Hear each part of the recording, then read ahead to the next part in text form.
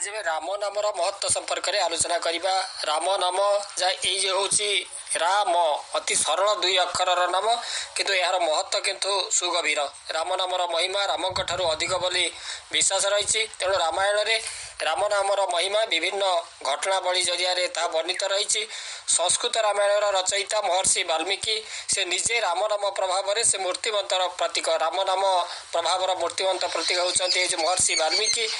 ता सहित जदि देखा प्रभु रामचंद्र माने शिव भगवान शिव जिते से ध्यान मग्न रहती से केवल राम नाम को ध्यान करती। राम नाम ये जो राम केवल ये जो दशरथंकर पुत्र राम ता नुह ता पूर्वर राम थे। तेणु राम नाम बहुत पूर्वर रही। भगवान शिव जो राम को से जप करती आत्मा राम को से जप करती एवं से जो हृदय रे राम विराजमान। तापर अतीत जो मुनि ऋषि मैंने से जो राम नाम गान करुले पार्वती को जिते शिव से अमर कथा शुणाऊे से जो राम नामर महिमा संपर्क में जन। तापर आहरी कहुए दशरथ से जो अंध मुनि को जो श्रवण कुमार को हत्या करने से ब्रह्म हत्या पापर भागी होते से वामदेव ऋषि से राम नाम जप करने से समय दशरथ विवाह कर पुत्र रामकर जन्म हो नाला। से तेरे से रामकर पूर्वर राम थिला राम नाम थिला से राम नाम से माने गान करुले जप करुले भजन करुले। तेणु राम ठारू ये जो राम नामर महिमा अधिक। तेणु रामायण रे राम नामर महिमा विभिन्न जो घटनावली मध्य आम जब देखा प्रथम संस्कृत रामायण रचयिता महर्षि वाल्मीकि निजे राम नाम प्रभावर मूर्तिमंत प्रतीक। आद्य जीवन में वाल्मीकि थे दस्यु रत्नाकर एवं यही जो दुर्दांतर दिन भेट हुए जो दुर्दांत दस्यु रत्नाकर दिन भेट हुए देवर्षि नारद सहित एवं नारद तार पापाचार संपर्क में सतर्क कराइदेले। तेरे से परिवार दस्यु वृत्ति आपणाई जो जुक्ति बाढ़ नारद रत्नाकर को परिवार लोक ता पापर भागी हेबे कि नहीं पचारि आसवाक परामर्श देले। दस्यु जितेबाला पत्नी को यह पचारिला पत्नी तांको पापर से भागी हेबे नहीं बोली से जवाब मत देले रोकठोक भाव में जवाब देले। तांकरी अर्जित संपत्ति रे से भाग नेबे किंतु तांकर पापर से भाग नहीं पारिबे नहीं। रत्नाकर मन में भावांतर सृष्टि है से तांकरी माता पिता पुत्र समस्त को पचारे कहीं तांकरी पापर भागी नेबे नहीं।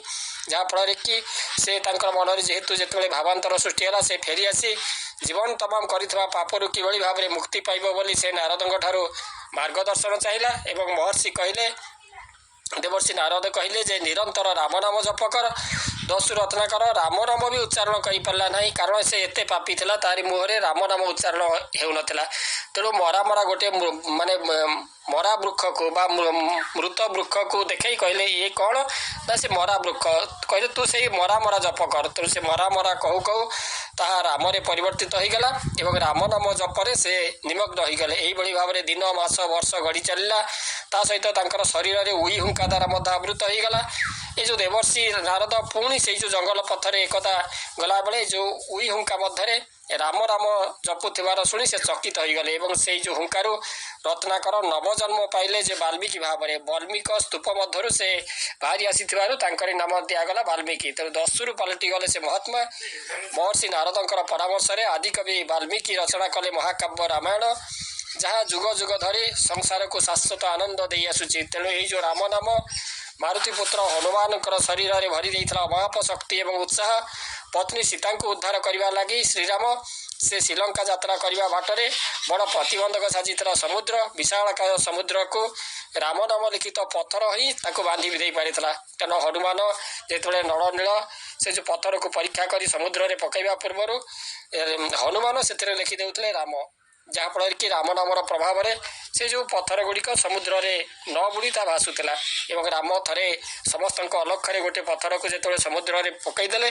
ता भाषा परिवर्ते बुड़ीगला। तेणु हनुमान या लक्ष्य करते तेणु से जे कहले जे आज आम आज मु प्रचार करदेवी जे आपणकर नामटी हूँ सबुठ बड़।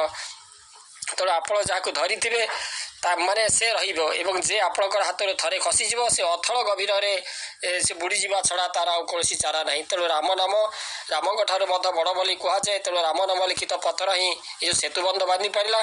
तेणु भारतीय जनजीवन सहित यही नामटी सदा जड़ित କାହାକୁ ଅଭିବାଦନ ଜଣାଇବାକୁ ହେଉ ଅବା ବିଦାୟ ଦେବାକୁ ହେଉ କୁହାଯାଏ ରାମ ରାମ। ତେଣୁ ପ୍ରତ୍ୟେକ ହିନ୍ଦୁର ଶେଷ ଯାତ୍ରାରେ ରାମ ନାମ ସତ ହିଁ ସାଙ୍ଗରେ ଯାଇଥାଏ। ତେଣୁ ରାମ ନାମର ମହିମା ଉଲ୍ଲେଖ କରି ସ୍କନ୍ଦ ପୁରାଣର ଯେଉଁ ଉତ୍ତରାଖଣ୍ଡରେ ନାରଦ ସନତ କୁମାର ସମ୍ବାଦରେ ମଧ୍ୟ କହିଛନ୍ତି ଯେ ରାମ ନାମ ସମ୍ପର୍କରେ, ଏବଂ ରାମ ନାମୈବ ମମ ଜୀବନଂ କଲୌ ନାସ୍ତୈବ ଗତିରନ୍ନତା। ତେଣୁ ଶ୍ରୀ ସନତ କୁମାର ନାରଦଙ୍କୁ କହିଛନ୍ତି ଯେ ଶ୍ରୀରାମ ନାମ କେବଳ ରାମଙ୍କର ହିଁ ନାମ। ରାମ ନାମ ମୋର ଜୀବନ ଅଟେ। କଳିଯୁଗରେ ରାମ ନାମ ବ୍ୟତୀତ ଅନ୍ୟ କୌଣସି ଉପାୟରେ ଜୀବନ ସଦ୍ଗତି ହୁଏ ନାହିଁ। ତେଣୁ ରାମ ନାମ ହିଁ ମୁକ୍ତିର ଏକମାତ୍ର ମାଧ୍ୟମ। ତେଣୁ କଳିଯୁଗରେ ରାମ ନାମ ଜପ କରିବା, ରାମ ନାମ କୀର୍ତ୍ତନ କରିବାର ଅଧିକ ମହତ୍ତ୍ୱ ରହିଛି। ହନୁମାନ ସେଇଥିପାଇଁ ସବୁ ସମୟରେ ସେ ଚିରଞ୍ଜୀବୀ ଭାବରେ ସେ ଅଛନ୍ତି। ସୀତାଙ୍କ ଦ୍ୱାରା ସେ ଆଜି ପର୍ଯ୍ୟନ୍ତ ମଧ୍ୟ ଜୀବିତ ରହିଛନ୍ତି, ଚିରଞ୍ଜୀବୀ ହେବାର ବର ପାଇଥିଲେ। ତେଣୁ ଆଜି ପର୍ଯ୍ୟନ୍ତ ମଧ୍ୟ ସେ ଗନ୍ଧମାର୍ଦ୍ଦନ ପର୍ବତରେ ରହି ସେ ରାମ ନାମ ଜପରେ ତନ୍ମୟ ରହୁଛନ୍ତି ଏବଂ ରାମ ନାମ ଦ୍ୱାରା ଅସମ୍ଭବକୁ ସମ୍ଭବ କରିଛନ୍ତି। ଏଇ ଯେଉଁ ହନୁମାନ ସେ ସମୁଦ୍ରକୁ ଲମ୍ଫ ପ୍ରଦାନ କରିବା ଠାରୁ ଆରମ୍ଭ କରି ଯାହା ଅସମ୍ଭବ କାର୍ଯ୍ୟ ରାମାୟଣରେ କରିଛନ୍ତି ରାମ ନାମର ପ୍ରଭାବରେ।